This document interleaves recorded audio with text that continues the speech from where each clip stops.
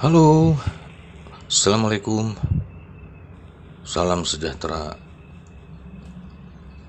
Ini adalah kisah nyata pertama yang akan saya ceritakan di podcast ini, podcast perdana ini, di mana kisah nyata ini terjadi beberapa tahun yang silam.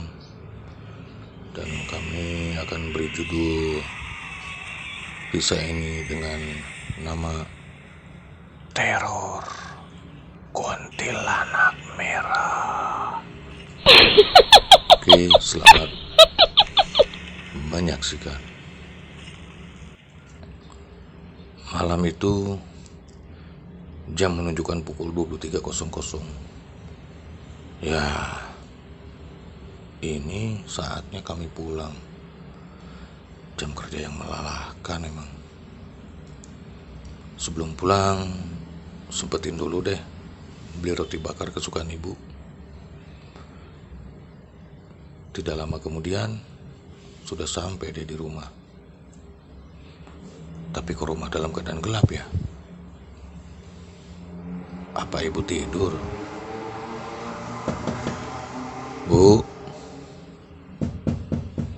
bu, bu. Berulang-ulang pintu diketuk, tapi nggak ada tanda-tanda ibu membukakan pintu nih. Mungkin ibu ketiduran, atau mungkin lagi pergi ke rumah kakak atau adikku.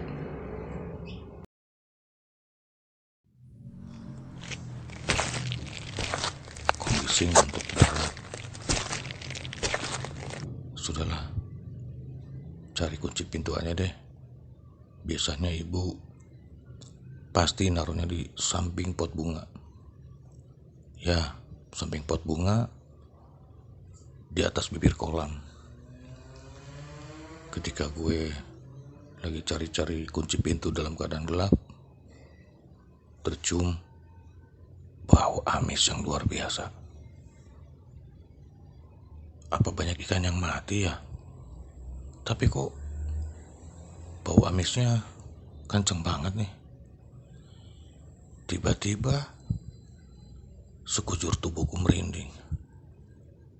Oh, creepy. Merinding. Semua bulu kuduku merinding. Bahkan sampai kaki. Ada apa ini?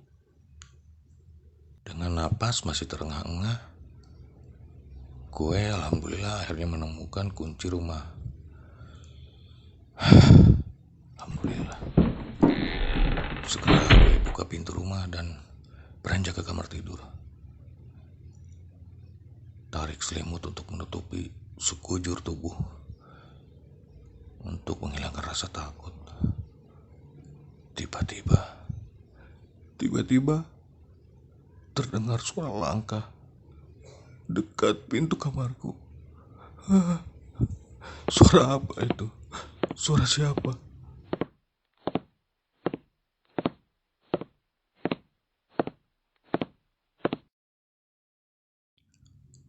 Didorong oleh rasa penasaran, gue bangun terus mencari tahu. Siapa tahu ibuku sudah pulang. Memasuki ruang tamu, tambah merinding.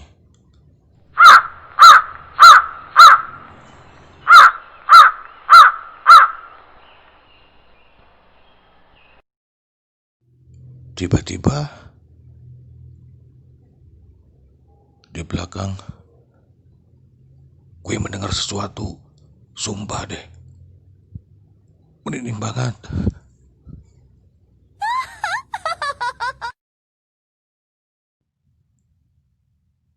Segera gue berlari ke kamar, ku tarik selimut. Takut banget malam itu, sumpah. Belum pernah aku merasakan ketakutan yang luar biasa seperti yang ku alami malam itu. Tiba-tiba terdengar lagi suara seperti anak ayam. Dan itu gue dengar terus menerus. Dengan gemetar, aku bacakan beberapa ayat suci Al-Quran. Lama sekali ketakutan itu tidak hilang dari perasaanku saat itu. Dan akhirnya, tanpa gue sadari, gue akhirnya tidur. Pagi-pagi, gue teringat kejadian semalam. Sungguh menakutkan.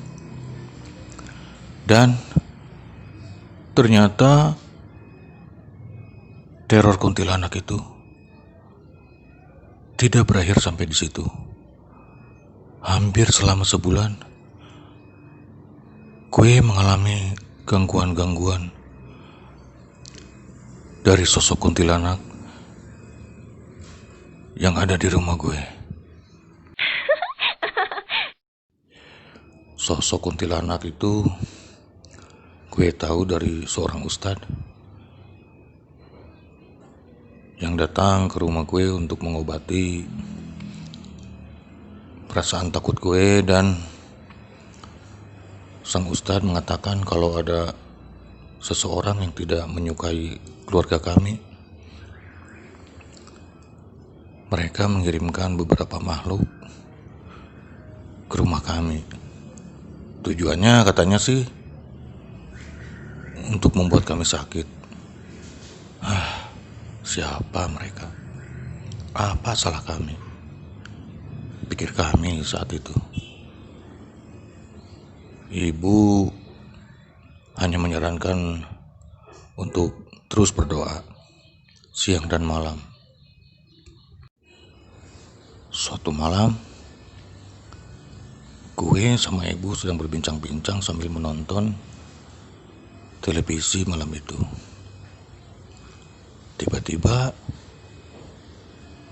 Tiba-tiba terdengar suara dentuman di atas atap rumah kami.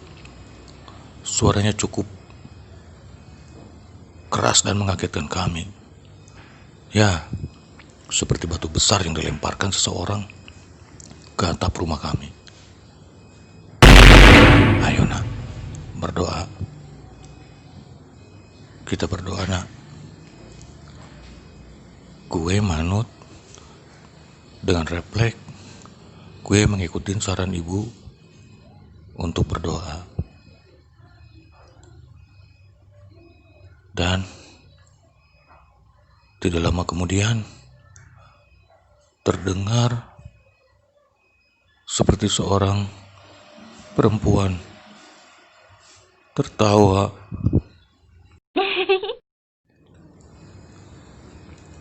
Setelah berdoa, gue langsung pergi ke rumah Pak Ustadz dan menceritakan apa yang terjadi malam itu. Dengan bergegas, Pak Ustadz mendatangi rumah kami. Setelah membacakan doa-doa, akhirnya Pak Ustadz berkata, "Tenang, kalian tenang. Allah masih melindungi kita. Jangan tidur di bawah jam 12 malam. Ingat pesan saya." Begitu nasihat Pak Ustadz kepada kami, dan kami mematuhinya. Malam itu kami sepakat untuk tidur di atas jam 12. Teror ternyata tidak berhenti saat itu. 3 hari setelah kejadian malam itu, banyak keganjilan-keganjilan yang dirasakan kami di rumah.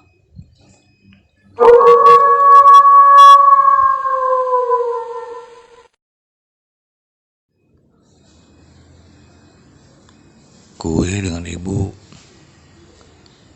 sering mendengar suara-suara tangisan, suara tertawa, suara seperti angsa. Hos, hos, hos, seperti itu. Tapi anehnya suara itu datang seperti di atas pelapon rumah. emang sungguh aneh. Berkali-kali Pak Ustadz datang ke rumah kami untuk mendoakan rumah dan mendoakan kami.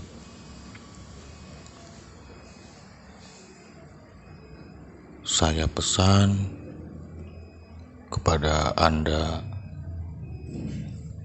nanti malam Selasa, tolong bacakan surat ini. Pak Ustadz memberikan secari kertas yang berisikan doa-doa. Dan doa-doa itu katanya sih harus dibacakan tepat jam 12 malam.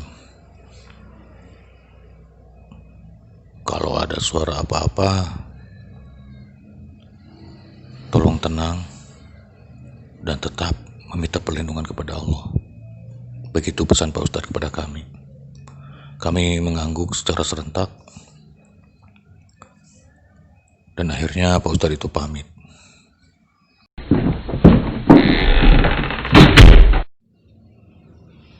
Malam Selasa, tepat pukul 12 malam atau pukul 00, kami membacakan doa-doa yang diberikan oleh Pak Ustadz. Dan doa itu harus dibacakan sebanyak 33 kali. Ketika kami sudah tamat membacakan doa tersebut, kami seperti melihat sosok kuntilanak berbaju merah dan sosok perempuan berbaju putih dengan rambutnya yang sangat panjang, diikuti oleh sosok hitam seperti bayangan asap yang hitam pekat, keluar dari ruangan tamu menuju keluar, diiringi oleh suara tertawa yang sangat menakutkan. Dengan perasaan sangat takut, kami terus membacakan doa minta perlindungan kepada Sang Maha Kuasa.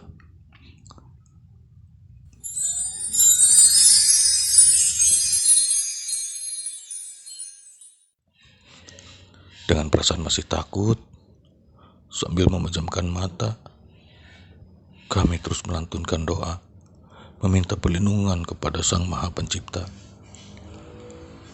Ya, beberapa saat kemudian, kami sudah merasa tenang. Dan akhirnya, kami bisa tidur. Keesokan harinya, kami menceritakan kejadian semalam kepada Pak Ustadz. Pak Ustadz hanya tersenyum. Alhamdulillahirrahmanirrahim. Allah masih melindungi kita. Tetaplah meminta perlindungan kepada Allah. Begitu ucapan Pak Ustadz saat itu. Kami pun mengucapkan terima kasih atas bantuan Pak Ustadz, sehingga teror yang ada di rumah kami tidak berlanjut. Hari-hari kemudian kehidupan kami normal kembali. Dan aku pun udah semakin rajin melakukan sholat 5 waktu.